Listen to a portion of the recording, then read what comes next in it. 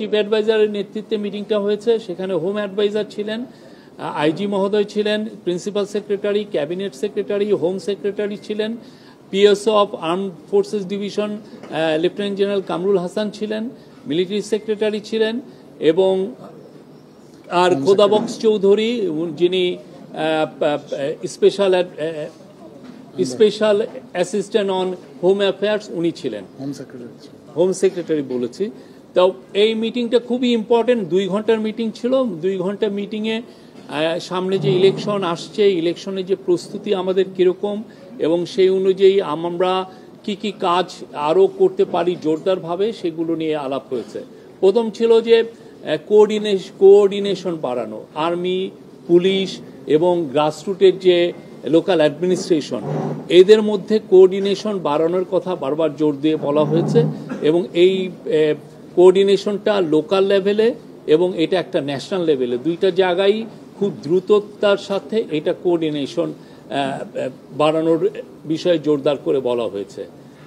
আপনার ইলেকশনের আগে পুলিশের প্রস্তুতির কথা বলা হয়েছে এবং পুলিশের আইজি মহোদয় বলেছেন যে আগামী মাস থেকে 1.5 লক্ষ পুলিশের ট্রেনিং হবে ইলেকশনের বিষয়ে। সেপ্টেম্বর থেকে, আগামী মাসটা সেপ্টেম্বর, অক্টোবর এবং নভেম্বরে 1.5 লক্ষ পুলিশের নির্বাচন বিষয়ে তাদেরকে ট্রেনিং দেওয়া হবে। তারপরে ইলেকশনকে সামনে রেখে আপনারা জানেন যে প্রচুর ডিসইনফরমেশন অলরেডি সার্কুলেট শুরু হয়েছে, সামনে এটা আরও ইন্টেন্সিফাই করবে। তো এইটাকে সামনে রেখে ন্যাশনাল ইনফরমেশন একটা সেন্টার, যেখানে আমরা খুব দ্রুততার সাথে এই ডিসইনফরমেশনগুলোকে আমরা ডিবাঙ্ক করতে পারবো, সেইটার একটা ক্রিয়েট করার চিন্তাভাবনা হচ্ছে এবং এটা নিয়ে অনেক বিশদ আলোচনা হয়েছে। চিফ অ্যাডভাইজার আমাদের হোম মিনিস্ট্রি বা পুলিশের এখানে বা যে একটা সেন্ট্রাল কমান্ড স্ট্রাকচার কিছুদিন আগে করা হয়েছে আপনারা জানেন, সেখানে একটা মিডিয়া সেন্টার প্রতিষ্ঠা করার কথা বলেছেন, যাতে করে খুব দ্রুত এই আইন শৃঙ্খলা সংক্রান্ত যে কোনো ইনফরমেশন খুব দ্রুত কালেক্ট করা যায় এবং ওই দিনই ওই সময়ই এটা যাতে ডিসেমিনেট করা যায় এবং সেই জায়গায় প্রতিদিনই যাতে প্রেস কনফারেন্স করে আপনাদেরকে জানানো যায় যে কোথায় কি কিভাবে হচ্ছে, কোথাকার সিচুয়েশনটা কি, এই প্রত্যেকটা বিষয় এবং খুব দ্রুততার সাথে, এবং এইটার থেকে আপনারা যাতে প্রতিনিয়ত সব সময় যাতে ইনফরমেশন পান সেই বিষয়ে জোরদার করতে বলা হয়েছে। এবং এই বিষয়ে প্রফেসর ইউনূস বারবার বলেছেন যে এই পুলিশের যে কাজগুলো অনেক ক্ষেত্রেই মানুষের কাছে আসছে না, এই একটা ইনফরমেশন সেন্টার বা একটা মিডিয়া সেন্টার না থাকার কারণে। পুলিশ অনেক জায়গায় অনেক ভালো ভালো কাজ করছেন, অনেক জায়গায় ইন্টারভেনশন ওরা খুব দ্রুতই করছেন, কিন্তু দেখা যাচ্ছে যে এই বিষয়গুলো আমাদের অনেকের কাছেই জানা থাকছে না। সেই জন্য এই মিডিয়া সেন্টারটা এটা এইভাবে কাজ করবে। আরও অনেক বিষয়ে আলাপ হয়েছে। আমার যিনি ডেপুটি প্রেস সেক্রেটারি আছেন উনি আরও একটু বিশদ বলবেন। ধন্যবাদ।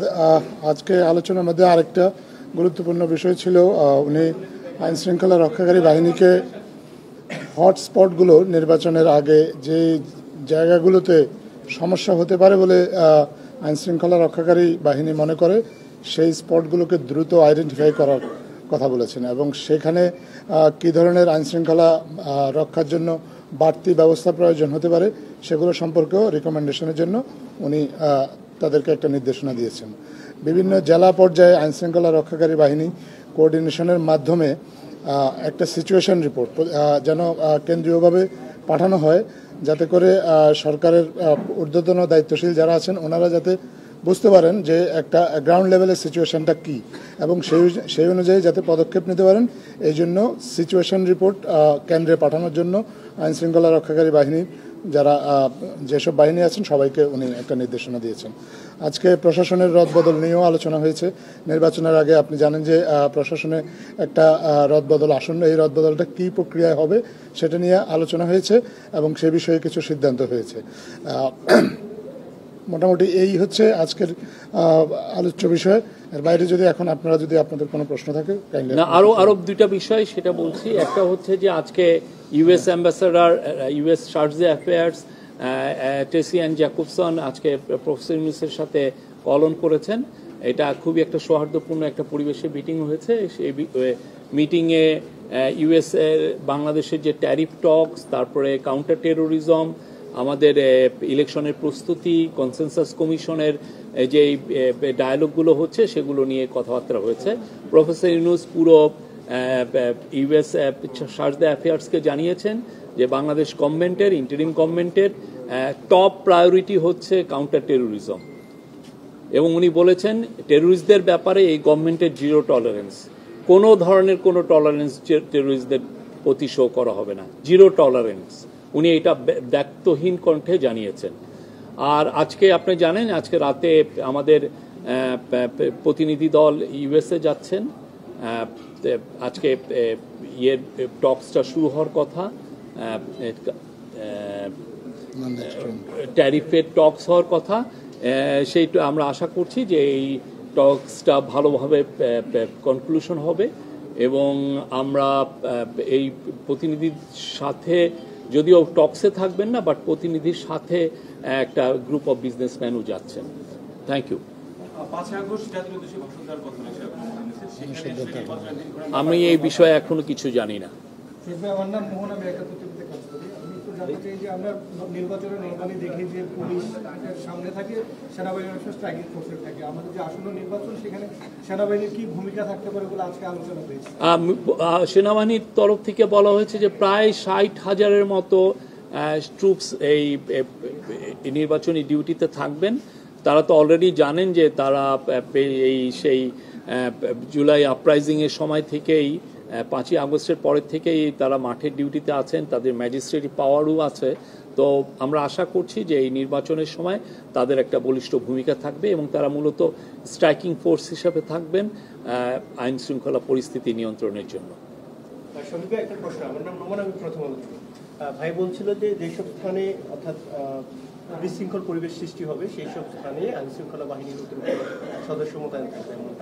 আমরা দেখছি যে সম্প্রতি প্রধান উপদেষ্টার সাথে রাজনৈতিক দলগুলোর বৈঠক শেষে তারা সেখানে পরামর্শ দিয়েছেন যে আমাদের যে গোয়েন্দা সংস্থা যারা রয়েছে তারা আগে থেকে যেখানে ঘটনা ঘটে সেটি কিন্তু জানতে পারে না। তারা উদাহরণ হিসেবে তুলে ধরছেন গোপালগঞ্জের ঘটনা, বিভিন্ন জায়গার ঘটনা, যে ঘটনা ঘটার পরে আইন শৃঙ্খলা বাহিনী জানতে পারে, তার আগে যে গোয়েন্দা সংস্থার কাজ সেই সব যে সচিবালয়ের ঘটনা সম্প্রতি ঘটছে। তো এইসব বিষয়ে কোনো আলোচনা হয়েছে কিনা, যে ঘটনাগুলো আগে থেকে কিভাবে জানতে পারে না, যে এই ধরনের একটা পরিস্থিতি এখানে তৈরি হবে, সেটি যেটা আগে থেকে কেন ব্যবস্থা করতে পারছে না, এগুলো নিয়েও আলাপ হয়েছে। আমাদের যাতে ইন্টেলিজেন্স এজেন্সিগুলো তাদের কাজ জোরদারভাবে করতে পারে, এবং ইলেকশনের সময় যাতে আমাদের ইন্টেলিজেন্সের কোনো ধরনের কোনো উইকনেস না থাকে সেই জন্য বলা হয়েছে, এবং এই ক্ষেত্রেও আমাদের যাতে কোঅর্ডিনেশনগুলো ভালো হয় সেই জন্য বলা হয়েছে। আর গোপালগঞ্জের যেটা কথা বললেন, গোপালগঞ্জের বিষয়ে তো আমাদের গভর্নমেন্ট একটা ইনকোয়ারি কমিশন করেছেন। তারা একজন সুপ্রিম কোর্টের একজন রিটায়ার্ড জাস্টিস এই বিষয়টা দেখছেন, এবং তারা অবশ্যই উনি দেখবেন যে আমাদের কোনো ইন্টেলিজেন্স ফেইলিউর ছিল কিনা গোপালগঞ্জে।